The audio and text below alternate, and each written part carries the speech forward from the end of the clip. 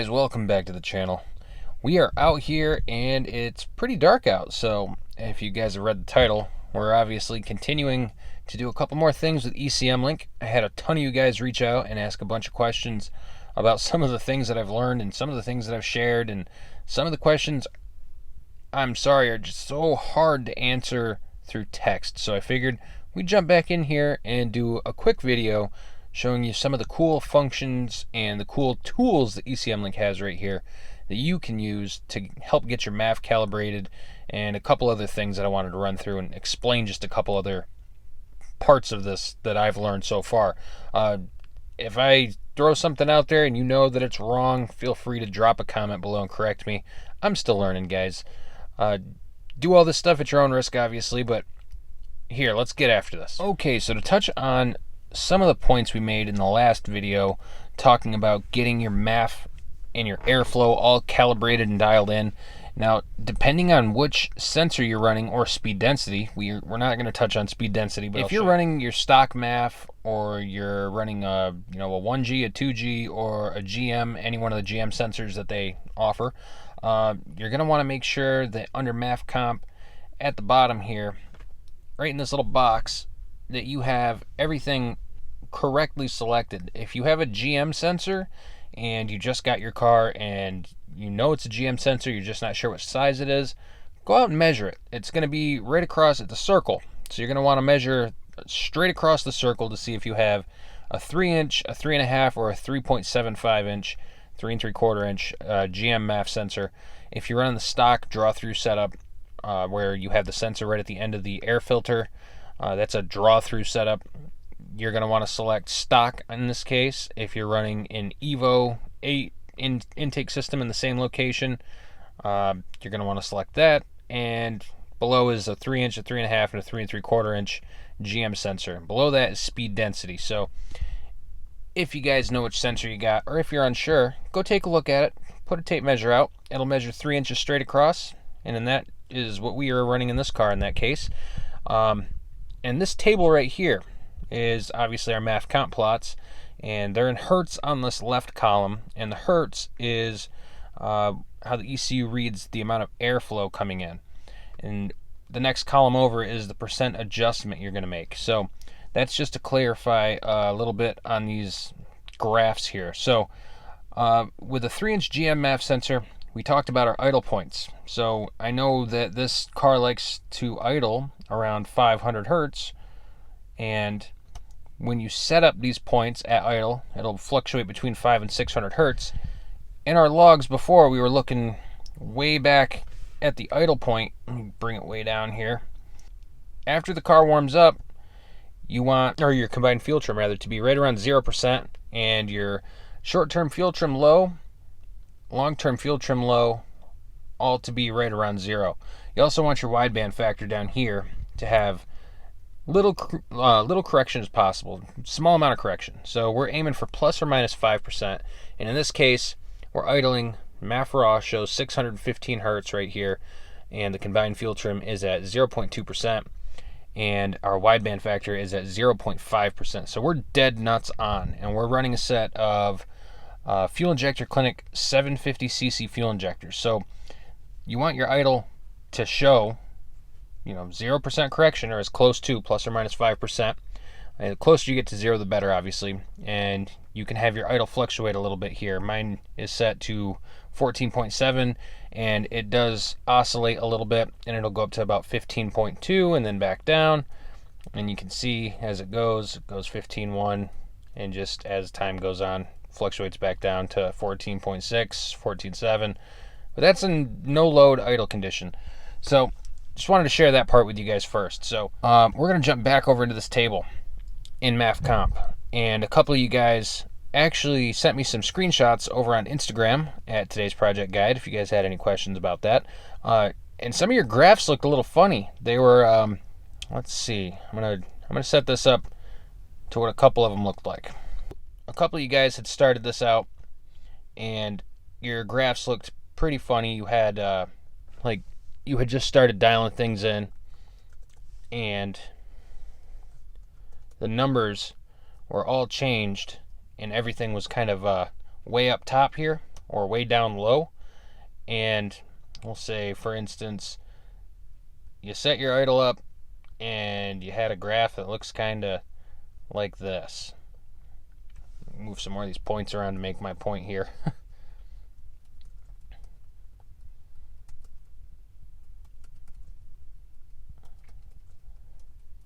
Alright, so your graph looks kind of like this. And it starts out and right around the 400 or 500 hertz point where your idle is with your GM sensors. You have like this nice big jump right here in the beginning, and it kind of tapers down and then just drops straight off. This table, like we talked about, if you raise these points up, you're essentially going to add fuel. You're adding airflow and adding fuel to the ECU. And if you drag these down, you're taking fuel away. So right here would be a big lean spot, and that would be at, what is it, 1400 hertz. And all this is flat. You'd have a big lean spot between 1400 and 1500 hertz, and you don't want that. You don't want to start to get into boost, you know, at 1200 hertz, and it starts to climb, and then go real lean. So you're going to want to, if you don't have a log already where all those points are logged, and you know, you can plot based on what the data log data shows you, you're going to want to bring all those points right back up in line with the last data point that you selected. Let me set this up real quick. We don't want that big spike in there. And you're going to want to have this kind of smoothed out a little bit. And also for the points that are below where your idle is, this is like your stall area. Whenever I do this, I actually left these points alone once, right when I started messing around with the tuning here, calibrating my MAF. And when I would go into stall or take my foot off, you know, take it out of gear and coast down a hill or something, the RPMs would be up, and then all of a sudden they'd drop back down to idle, and it would kind of putter out, almost stall out. So what you want to do is pick all these points that are below where your idle is. If your idle is at 500 hertz, you just want to make them the same as your first idle point. So we're going to bring all those up and just make them even. That way we don't have a big spot at the end of the map, or the beginning of the map rather, here where there's really low airflow or really high airflow, and it's just the same as what our first idle point would be. Alright, so some of you guys had some maps that had some crazy wobbles in them and stuff like that, and everything is down below the center line here, and you're almost running down and running out of space. If you run out of space on your MAF comp grid to dial your fuel or your airflow table in correctly, if you get like this crazy low dip here and there's only, you know, a couple more spaces left, you're making changes and your map starts to go down real low and you're almost out of lower adjustment, say you got to keep going down right here, and you get to the bottom of this graph, and that's as far as you can drag these bubbles, and you still need to take some airflow out for some reason, or on the flip side, add some in here at the top of your graph. If you click this change button right here, and you click change and hit auto adjust, it's going to set this map back into the middle, and you're going to hit OK. And now it's moved all these airflow hertz points back up here. It didn't change anything crazy over here, it just readjusted the map and gave you more room. And you can copy that to your ECU. And if you still need to go back in and, you know, lower these points back down even more for whatever reason, just to get it to run right, or whatever you're doing while you're dialing all this stuff in, if you still have to bring these down further, you can continue to do it over and over and over, and it's always gonna try to set you back up with more space here. So now that I brought this part of the graph, this first half, down all the way, I can hit change, I can click auto adjust again, and I can hit OK, and it's going to move them up, give me a little bit more room to work, and it's just going to recenter the graph for you. Alright guys, so we spent a lot of time going through the ECU config live settings. I wanted to go through some of the direct access stuff. Now up here in the top left, you'll see a list of all the different things that you can access in direct access. Idle airflow smoothing, I haven't really had to mess with. Base tip in adjust is basically when you are driving down the road and you push the throttle down real hard. This is I believe at different load factors, different load points, 0 to 8, it gives like a bigger fuel squirt to get you started when you go from, say, 20% throttle to 85 or 90% throttle and you're not getting enough fuel. You'll get a lean spot in your log similar to what I have right here. This green line, the wideband factor, goes way up and then comes right back down again.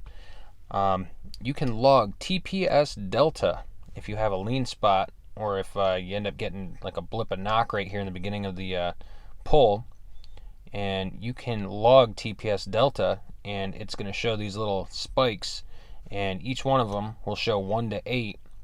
And right here you can see I have a, let me move this over a little bit, you can see right here I'm logging a 1 in TPS delta at that first little hump, that blue hump in the data log, and that's right where my throttle starts to go from 13%. If I keep scrolling my log, it goes all the way up to 99%, and I actually got 2 of those.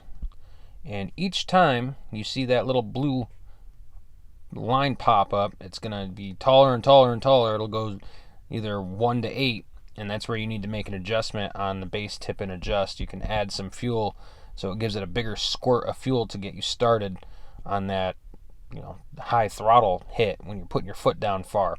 So in this case right here it displays 1, so with the engine off and the key on, I would go into my direct access table to base tip and adjust, and I would click on the 1.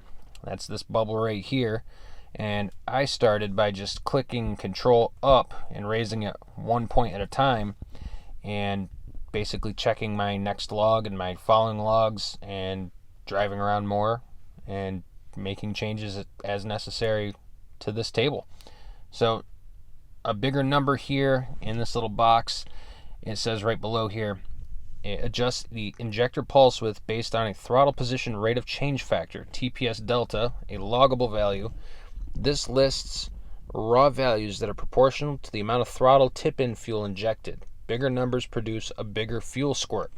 So if you're cruising around at 25% throttle and you floor it and TPS delta pops up on the data log with a big hump, you just put your little cursor in the center of it. If it says 4, you're going to come over here and you're going to click on 4 and just raise it up a click or two to start and see if that helps get rid of that. And this is going to, like it says, squirt more fuel into the engine to help keep the fuel ratio under control when you're climbing into high boost or high load. So that was a cool one to mess with. I had to mess with that quite a bit actually. And if you look, if we go back into base tip and adjust, I can show you right here the stock values versus what I have. Sorry for the blurriness, guys. The stock values right here are, for 0 is 2, and I have it set to 3. For 1 is 4, and I have it set to 6. For 2 is 5, and I have it set to 7, and so on. I haven't really had to mess with anything in 4, 5, 6, 7, and 8, but I wanted to share that one with you guys. All right, guys, let's move on to the next thing. If your data log screen is overloaded and you want to simplify it with just a few things that you want to, the main things you want to look at, like I like to look at knock, my wideband, must have AF ratio estimate, wideband factor, timing, boost, MAF raw, my fuel trims right here, combined fuel trim, and my injector duty cycle. I really like to have all those. If you have clutter on here and you don't want to see it all the time, you can remove a bunch of these things and just data log a certain amount of things that you want to see, a certain amount of parameters.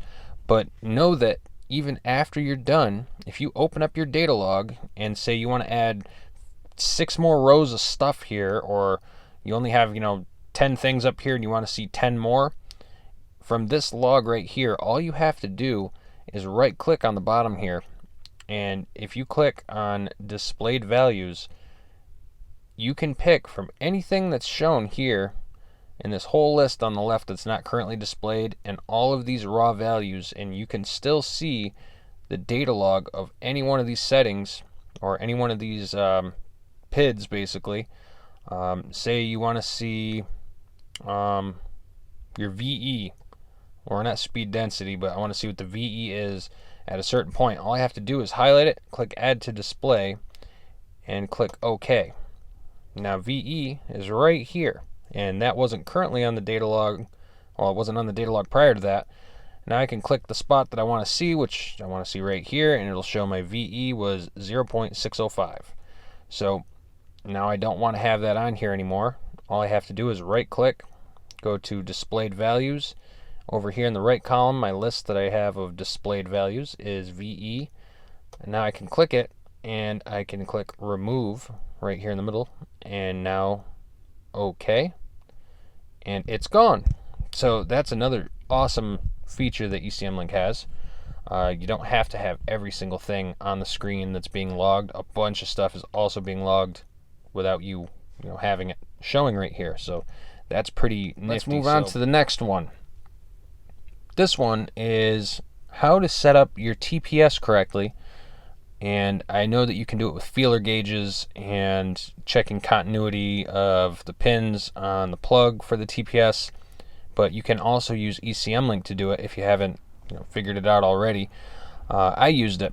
Now, when your TPS on a 2G, when your foot is completely off the throttle, it should read 0.63 volts.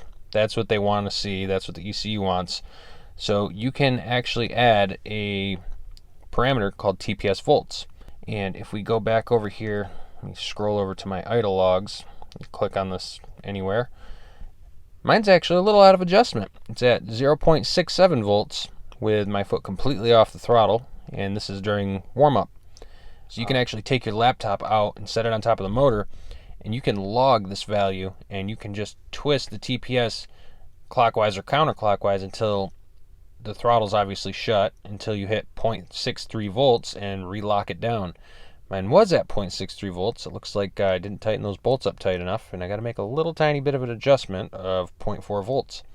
Also, if you go into wide open throttle, let me find a spot where I did that. Right here, I believe. I'm pretty darn close.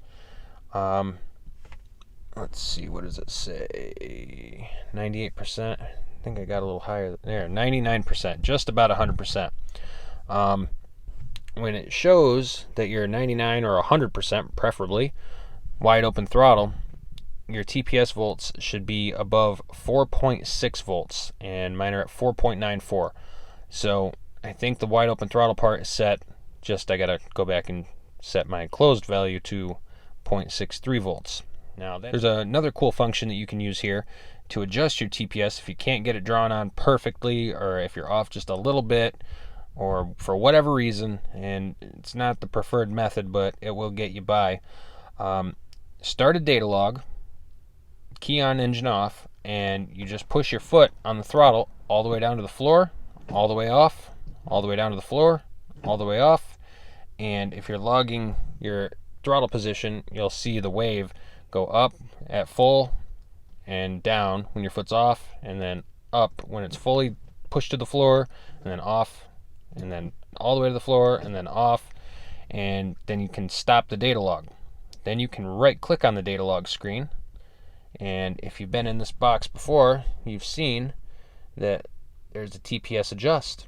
Now you have to push it all the way down to the floor and take your foot completely off a couple of times just to get some numbers. So you'll click on TPS adjust, and it'll say this functions blah blah blah. Click continue, and it's going to open up your RPM TPS page here in the ECMLINK live settings. And so you can see right here, ECMLINK automatically made the adjustment right here, and if I save this in the bottom right, click copy to ECU, that's going to set my TPS up so that when my foot's off the throttle, it's at 0%, and when I push my foot all the way to the floor, it reads all the way up to 100% wide open throttle. And that'll help you if you're doing wide open throttle pulls and you can't get it up to 100% for some reason. You can do a TPS adjustment by right clicking and let ECMLINK adjust it for you so that you can hit 100% wide open throttle and get your logs down. Alright, so this one right here is for copying over new tables. Now this works for the open loop max fuel, minimum octane fuel, and your timing max and timing minimum tables over here. If you go onto the internet and go to ecmtuning.com/wiki/v3configs, you will find this section right here, replacement timing and fuel tables. Now, this is the stock 1G DSM table, and these are downloadable links. You have the stock 2G table. Say you started messing around with things and you don't like where you're at and you need a fresh download, you can click that right here and download the stock table. Or if you want to go from the 2G stock table up to the Evo stock table, which I guess is a little bit less harsh on the timing side, that's what I started with on this car. You just click it, you download it, and all you have to do is come in here once your download's finished. We're going Evo 8 stock. You double click it, and it's going to pop up right here. It's going to show the open loop min max, timing min max, and these are the stock Evo 8 tables. So if I want to bring this table into my ECU, this is, we'll say that we're hooked up right now, and this is the current direct access table for open loop max, and we want to copy our Evo 8 open loop max table. All you have to do is go to this new downloaded one, right click it, and click copy table. Go back into your ECU, and you're going to right click on this, and you're going to click paste table. And now you can see that the download stock Evo 8 table matches the Evo 8 table that you just copied and pasted into your ECU. Now obviously you can only make changes with the key on, engine off, and connected, because that's just the way it is. Don't ask questions. But no, all jokes aside, that's the only way you can make a change over here. And you're going to click copy to ECU, and you'll see your check engine light flash a few times, a status bar will go up across the screen, and it'll say that it's completed. Then you'll have successfully loaded the Evo 8 timing max octane map to your car and saved it. And same goes for all the rest of them in this top left corner here. This is the minimum fuel map. Then you can do the timing map if you want for max octane and minimum octane. And that's basically how you do that. So you can see the modded table has a little bit more timing on it than the stock table does. Let me pull this back up for timing. Not a whole lot, but there are a few more degrees down here at the wide open throttle, 55 to 7,000 right up to red line. There's a few more degrees right there. Okay, so now let's say hypothetically we went out and we did some driving and we got some data logs put together and we're starting to mess around with things, and let's go to a point right here where we get some knock. And let me get you guys centered up. I'll get rid of the TPS delta. Alright, so right here we have a couple of little tiny blips of knock, 0.4 degrees.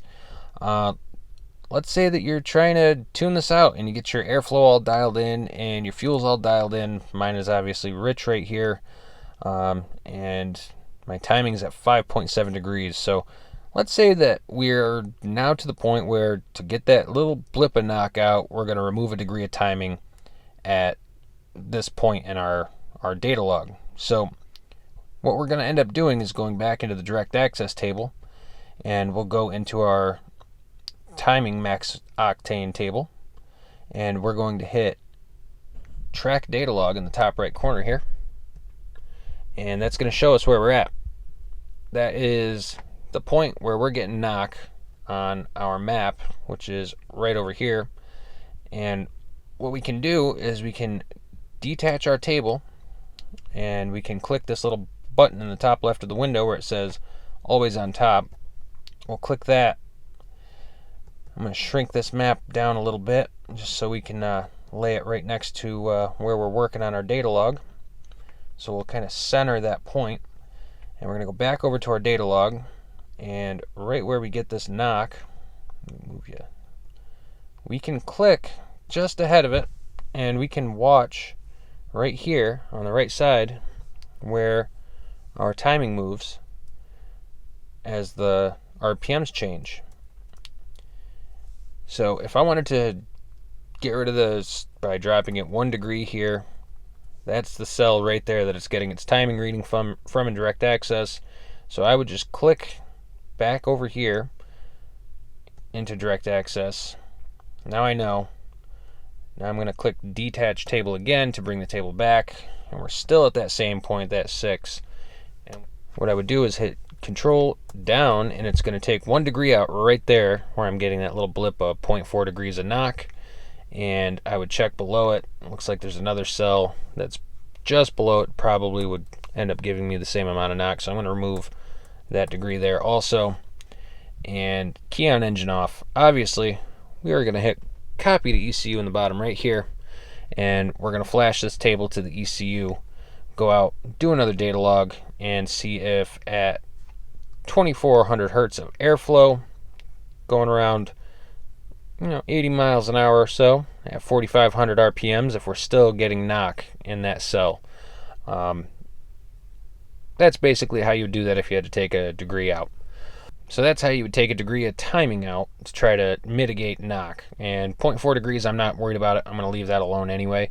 But if you're getting a few degrees of knock and you have to lower some cells down, that's how you want to go about it. Or you can look down here and see that you're at 4,500 RPM. And if you don't want to have to pull over on the side of the road to shut everything off, you can go into ECU Live and go to the timing table and click on the 4,500 RPM spot, which is this one right here in the map, and you can hit Control down and take 1 degree out of this entire column right here and see if that mitigates your issue. This is the fine-tuning way using this table versus just doing it on the fly with Live back over here in this table. So say that you've made a bunch of changes and you're just curious right here in this table, any one of these, the minimum, maximum timing, or fuel table, and you want to compare this to what it used to look like stock.